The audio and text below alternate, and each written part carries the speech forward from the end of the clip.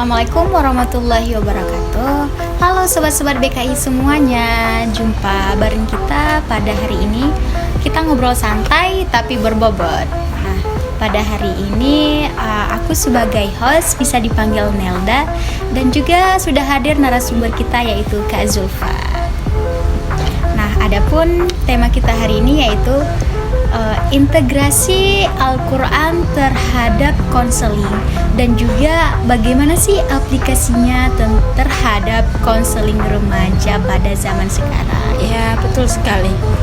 Nah, sebelum kita masuk ke tema dan proses diskusi kita, alangkah baiknya kita berkenalan dulu ya Kak. Ya. Boleh diperkenalkan dulu? Halo semuanya, perkenalkan nama saya Zulfa Nazifah Rahma, biasa dipanggil Kak Zulfa. Dari kampus mana nih Kak? Dari kampus UIN Sunan Kalijaga, Yogyakarta. Prodi apa Kak? Prodi Magister Bimbingan dan Konseling Islam. Oke, baik. Nah, kita tuh kan udah berkenalan, jadi kita diskusi nih. Boleh. Jadi aku tuh mulai dari pertanyaan yang dasar dulu ya Kak. Jadi kan seperti yang kita tahu, kalau Al-Quran itu kan kalau untuk masyarakat dan umat Islam kan memang sangat familiar gitu.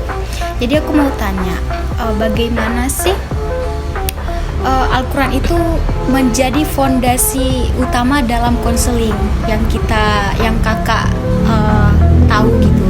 Kenapa sih Al-Quran bukan sebagai referensi tambahan gitu? Kenapa harus menjadi fondasi utama? Itu Kak pertanyaan. Oke, makasih ya pertanyaannya. Nih aku jawab nih. Jadi Al-Quran itu bukan semerta-merta hanya kitab suci umat Islam ya. Secara kita baca itu sebagai untuk ibadah. Tapi dalam bimbingan konseling Islam itu juga bisa sebagai pondasi proses konseling nih Kak. Nih misal dalam Al-Quran itu juga ada sifatnya seperti al-huda atau petunjuk, di mana al-huda atau petunjuk inilah yang memberikan pencerahan kepada si konseli nih ketika mereka datang kepada konselor, mereka mempunyai masalah. Nah, dengan itulah Al-Quran sebagai petunjuk ketika mereka merasa kebingungan dalam masalah mereka, seperti itu. Terus juga ada An-Nur atau sebagai pencahaya nih. Jadi ibaratnya masalah itu masalah itu adalah sebuah kegelapan dan jalan keluarlah itu yang dinamakan pencahaya baginya gitu ya. Jadi setiap masalah itu pasti ada jalan keluarnya gitu. Lalu juga ada asyifa, penyembuhan. Jadi penyembuhan di sini konsepnya bukan secara fisik ya, tapi healing secara batin seperti emosi mereka, kebatinan, lalu merasa dirinya cemas, itu bisa kita menggunakan konsep asyifa tersebut sebagai penyembuhan kebatinan, bukan secara fisik, seperti itu. Juga ada mau'idah al-hasanah, yaitu nasihat yang baik. Jadi bukan sebagai konselor kita memberikan nasihat, tapi Al-Quran itulah yang memberikan nasihat kepada konseli maupun orang-orang yang punya masalah. Jadi setiap masalah itu pasti ada jalan keluarnya dan Al-Quran itulah sebagai penyembuhnya gitu. Jadi Masya Allah sekali ya, Al-Quran ini menjadi pondasi kehidupan manusia ya Kak. Dan juga aku simpulin dari yang kakak sampaikan tadi, di dalam proses konseling kita tuh bukan menyelipkan langsung ayatnya, tapi makna dari ayat-ayat Al-Quran tadi. Jadi juga poin-poin yang kakak sampaikan tadi dalam proses konseling itu sebenarnya Al-Quran juga sudah duluan mengenalkan bagaimana menyembuhkan manusia dan juga menjelaskan ataupun mengenalkan bagaimana manusia berpikir, bagaimana manusia itu sedih, bagaimana manusia itu bahagia, dan juga bagaimana manusia itu menenangkan dirinya dari masalahnya gitu Kak. Dan juga tadi kakak menyebutkan bagaimana soal mau'izatul hasanah ya Kak. Iya. Jadi aku tuh mau tanya, bagaimana sih Al-Quran ini menjadi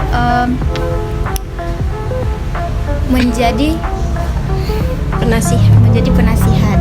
Tetapi kita sebagai konselor itu tidak langsung menasehati ya.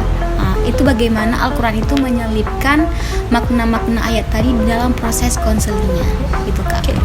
Pertanyaannya bagus banget sih, karena memang konselor itu punya batasan-batasan tersendiri ya.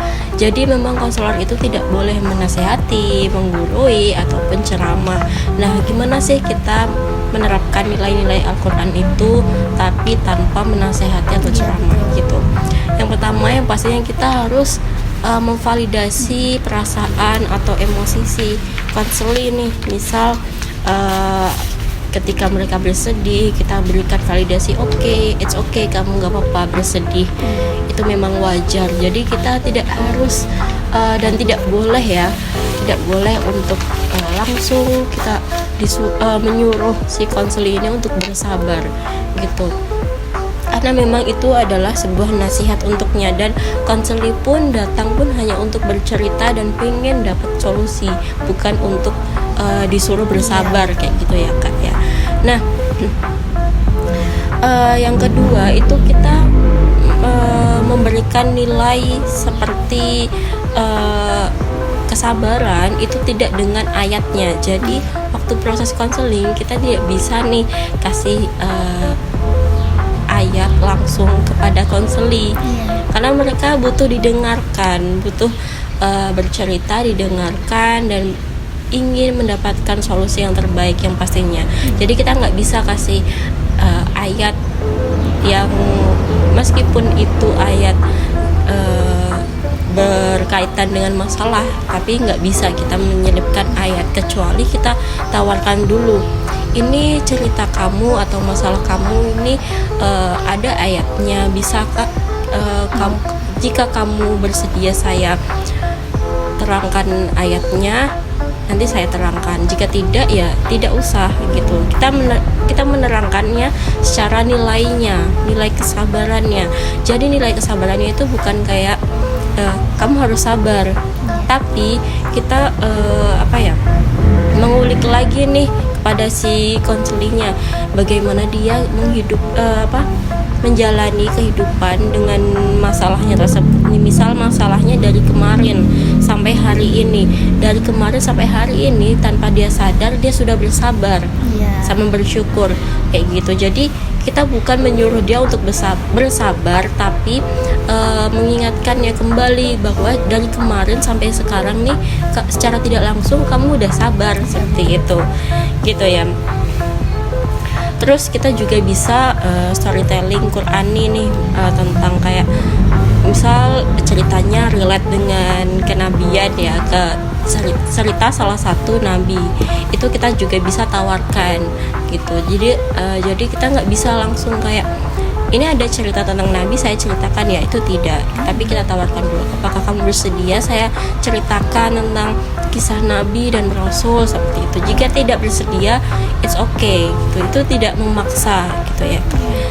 Terus kita juga bisa dengan integrasi tanpa verbal. Yang gimana sih, kadang Al-Quran ini juga hadir dalam karakter si konselornya, seperti kelembutan dalam berbicara, terus berempati ketika mendengarkan, terus tidak judgmental, terus juga bersabar dalam menghadapi si konseli sifat dan karakternya berbeda-beda ya Kak. Dan perubahan dari masalah tersebut kan membutuhkan waktu yang cukup lama ya kadang ya, di setiap orang beda-beda dan penegakannya juga beda-beda nih Kak. Jadi kita pun juga harus bersabar. Jadi nilai Al-Qur'ani ini kita juga harus menerapkannya dalam diri konselor sendiri gitu. Nggak hanya untuk si konseli, tapi kita juga harus punya karakter Al-Qur'an itu sendiri gitu. Oh gitu ya, mantap sekali ya pembahasannya.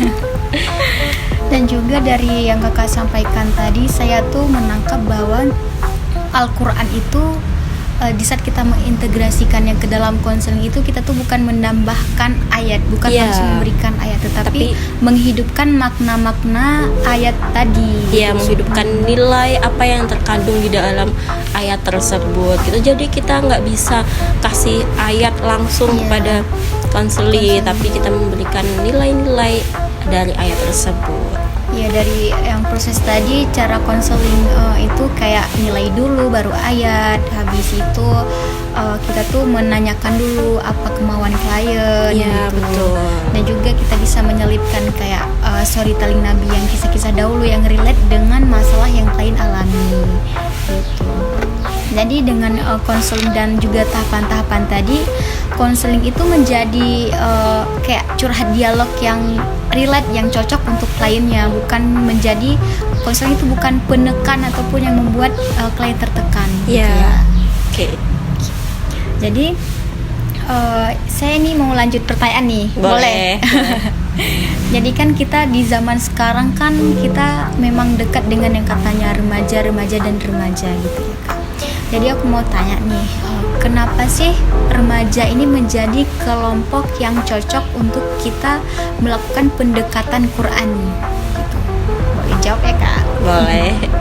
Oke, jadi remaja itu dimana mereka itu mengalami masa transisi ya, dan pencarian jati diri, terus emosi mereka yang kurang stabil dan lain-lain. Jadi masalahnya lingkungannya itu penuh dengan distraksi, seperti lingkungannya pergaulannya serba cepat, terus FOMO, terus standar kecantikan atau ketampanan, terus perbandingan sosial media, lalu tuntutan orang tua dan segala macamnya itu membuat mereka remaja ini insecure, tidak bersyukur, lalu labil ya, yang pastinya remaja sekarang itu, terus mudah cemas, tidak merasa cukup dan lain-lain.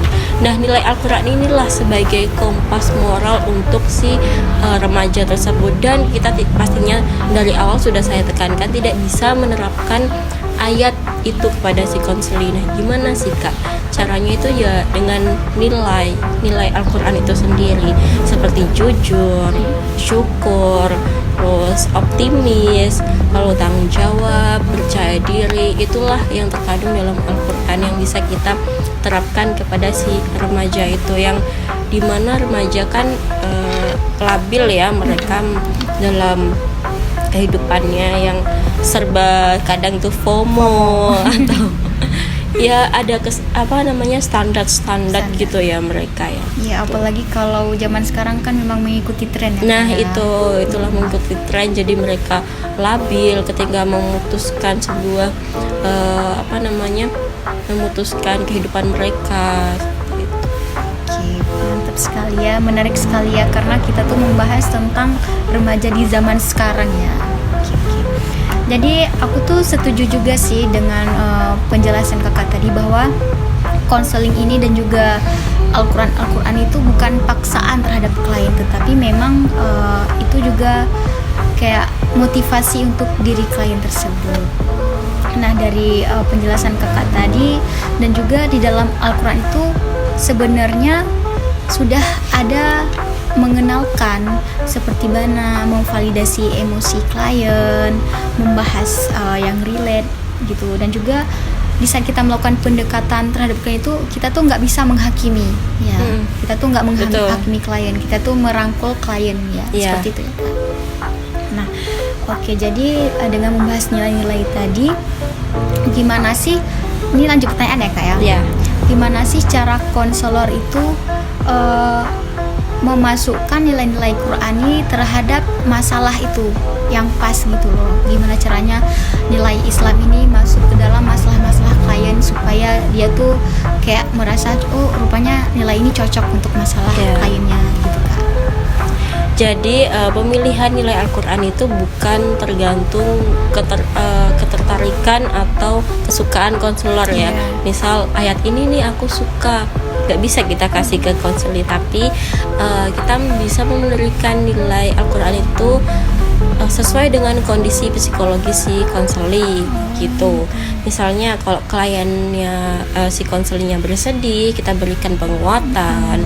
Terus kita ketika konseling marah, kita bisa kasih nilai pengendalian diri seperti itu. Terus ketika konseling kebingungan, kita beri nilai petunjuk atau al-huda tadi. Lalu ketika konseling ketakutan atau memiliki masalah ketakutan, itu kita beri nilai ketenangan seperti itu. Terus misal kasus seperti insecure, itu kita beri nilai bahwa manusia itu mulia atau kemuliaan manusia, itu kita berikan kepada si konseling itu sendiri ketika mereka merasa insecure ya. Terus juga mereka ketika kasus sibuk membandingkan diri, kita bisa terapkan nilai syukur. Terus habis itu ketika konseling sibuk dengan masalah yang seperti impulsif, itu kita kasih nilai seperti sabar, menahan diri dari hawa nafsu. Kemudian ketika hubungan rusak ya, atau biasanya terjadi pada remaja nih, ketika hubungan rusak dengan kekasih atau pertemanan dengan orang tua dan lain-lain, itu kita bisa kasih nilai memaafkan untuk sesama muslim gitu. Oke, berarti menyisipkan Al-Quran ini, ayat-ayat Al-Quran terhadap konseling itu ternyata bukan kayak memaksa memasukkan, tapi kita tuh harus peka terhadap masalah klien tadi ya. Jadi bagaimana masalah klien, disitulah kita kayak memilih makna-makna ayat tadi supaya cocok terhadap masalah. Berarti intinya di sini konselor itu harus peka ya terhadap masalah konselor. Jadi harus peka sama orang lain, itulah konselor. Itulah kompetensi konselor yang harus dimiliki. Harus konselor punya gitu kan. Nah, jadi aku mau tanya lagi nih. Jadi kan konselor itu kan pasti mempunyai kayak kompetensinya, etikanya, dan juga keahlian yang dia punya nih. Jadi kalau konselor Qur'ani ini bagaimana sih bisa mempengaruhi keberhasilan konseling tadi itu? Itu gimana tuh Kak? Nah, konselor sendiri kan punya kompetensi dan etika ya, dan dalam Al-Quran itu menyebutkan bahwa ada kata-kata seperti al-hikmah, sabar, mau'idhah al-sana, ihsan, tidak putus asa, dan lain-lainnya. Nah, seperti al-hikmah nih. Al-hikmah itu konselor harus bisa memilih waktu, terus bisa memilih perkataan yang baik antara baik sama benar, lalu nada bicaranya yang lembut seperti itu. Terus mau'idhah hasanah itu sebagai memberi nasihat gitu. Terus harus dengan cara yang lembut. Tapi memberi nasihatnya bukan menghakimi, jadi seperti merefleksikan diri lagi kepada si konselingnya itu. Lalu juga ada mujadalah bilatihi ya ihsan, yaitu diskusi dengan konseling. Jadi semua kita pasrahkan kepada konseling ketika mereka bingung dengan masalah mereka atau solusi mereka. Tapi solusi yang terbaik itu adalah kita kembalikan lagi ke si konseling. Jadi kita harus tetap diskusi ya. Jadi solusi kita nggak bisa langsung dipasrahkan kepada si konselor itu sendiri. Lalu kita juga menerapkan sisi sabar, karena menghadapi konseling yang berbagai macam karakter dan sifat, kita harus bersabar. Lalu sabar dalam proses konselingnya, karena setiap sesi konseling itu punya waktu yang beda-beda dan juga proses yang beda-beda yang pastinya Kak ya tidak bisa disamaratakan.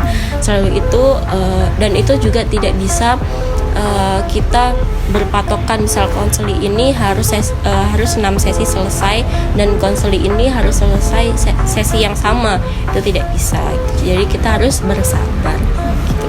Berarti proses untuk konseling itu banyak tahapnya ya? Betul sekali. Oke. Jadi kalau misalkan remaja ini butuh lagi, berarti konselor tadi kayak harus merangkul klien tadi juga gitu ya. Oke. terima kasih ya udah menjawab pertanyaan-pertanyaan tadi. Jadi aku simpulin ya, dari diskusi kita tadi itu banyak sekali poin-poin yang memang konselor itu harus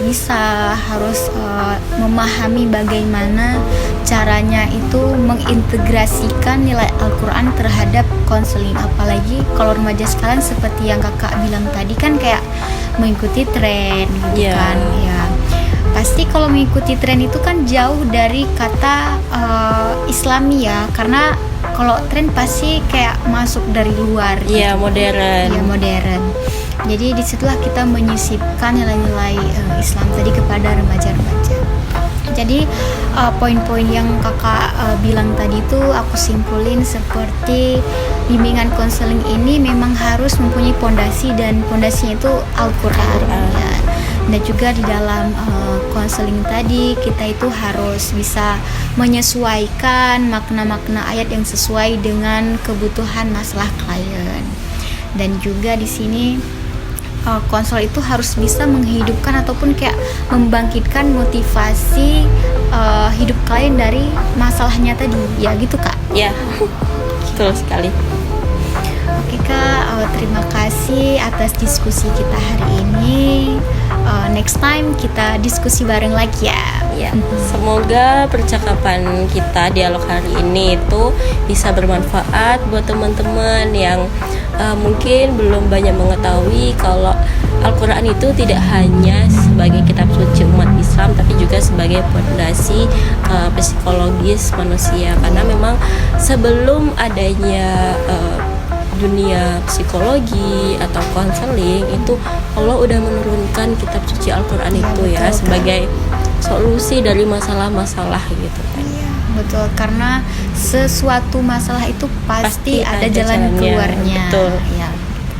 Dan kita kembalikan lagi kepada Allah, kita bertawakal, berserah diri seperti itu. Ya, terima kasih ya. Ya. Oke, bye bye. Hai, assalamualaikum warahmatullahi wabarakatuh.